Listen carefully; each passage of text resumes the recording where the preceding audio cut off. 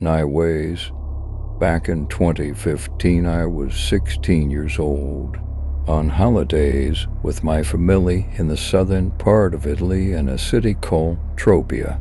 We were staying in a big resort with for different sports fields, basket, tennis, soccer, volleyball that were basically 300 meters down. The mountain on which the pool, restaurants, rooms area was located and could be manually by us lit with floodlights during the night cause the stuff knew young people, around 15-20 of us back then, would gather there at night to drink, chat, chill without disturbing the other guests' sleep. That year there were problems with those floodlights, so we resorted to cell phone flashlights and the occasional camping torch. One of those nights I was cold AF. It was August, but still around 2,000 meters, so I told my friends I was gonna go back to my room, grab a jacket and come back down. On the way down, I didn't see any light at all in the fields, which were basically pitch black and obscured by branches from where I was looking. So I half thought they were about to pull a prank on me. We did use the no floodlights thing too, tell scary stories and such, so it was reasonable. By the time I got there, it was completely empty. Barely illuminated by the moonlight, I felt a sense of unease and just shouted, "Eight, you idiots. You can come out now." No response, so I shouted again, and then saw a person standing right behind the soccer field net, not the goal, mind you, a 20 meters tall net that separated the field from the outside of the resort and prevented people from entering and balls from falling off the small ravine, at which point I said, "I can literally see you. It's not funny anymore. Come out." The figure stood completely still, at which point I called my best friend, they're a girl from Naples, and said, "I'm getting really pissed off. Stop it with this prank and come out." "Which prank?" "Oh, her name. I can literally see one of you standing in front of me. Come on.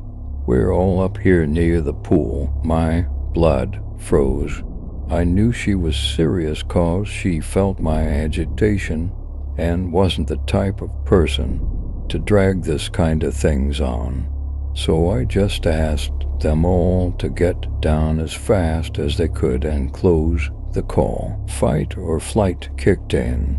So I started running towards this figure shouting, "Try me. I'll kill you. Get over here." No response.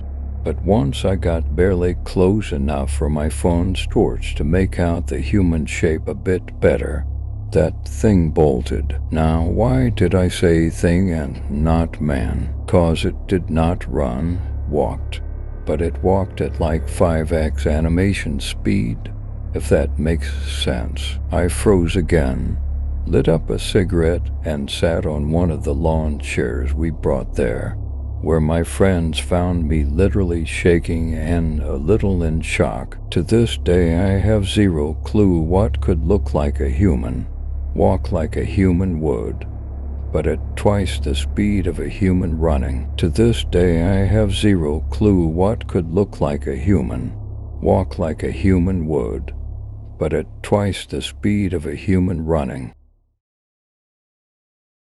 So, I'll write it like a green text cause it's 4 a.m. where I live and I'm way too tired to use brain power on punctuation and the likes, but yeah, year is 2000 for I'm 5 years old. Me mom, 40 at the time, has lost her mother, my grandma, in 97, couple years before I was born. Talked about her to me a decent amount of times, but nothing too specific except some funny, interesting stories involving the two of them.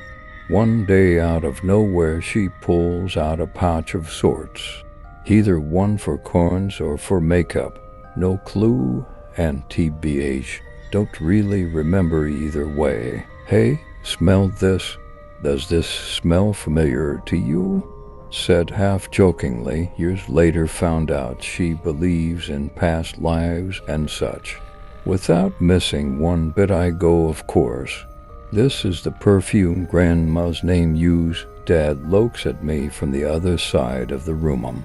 Asks, how do you know that? I again, totally naturally, respond, what do you mean?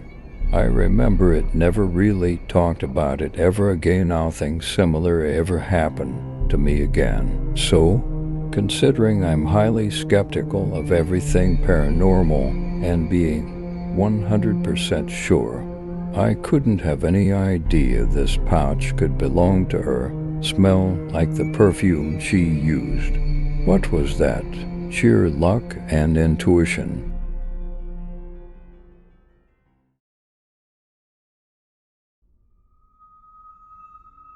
I don't know if this is the right place to post this story, but this is something that has genuinely had me confused for the past 10 years. I was spending the night over at a friend's house back when we were still young, probably 9 to 10 years old. I was awakened to a ticking noise echoing throughout the room. It sounded like a very loud clock was in the room with us. It was around every second as well, and way too consistent for it to be a bug. It was so loud, I couldn't quite tell where in the room it was coming from. A few hours later, I could see the sun coming through the room. I woke up my friend by whispering his name, and the noise immediately stopped like it had heard me. I asked him about this noise, and he said he hears it on some nights, but doesn't know what it is. The way he seemingly brushes it off is a little unsettling. I have personally heard this noise a couple times now, and it has always stopped when someone says something probably unrelated. But the friend recently took his own life a little over a year ago. Any explanations?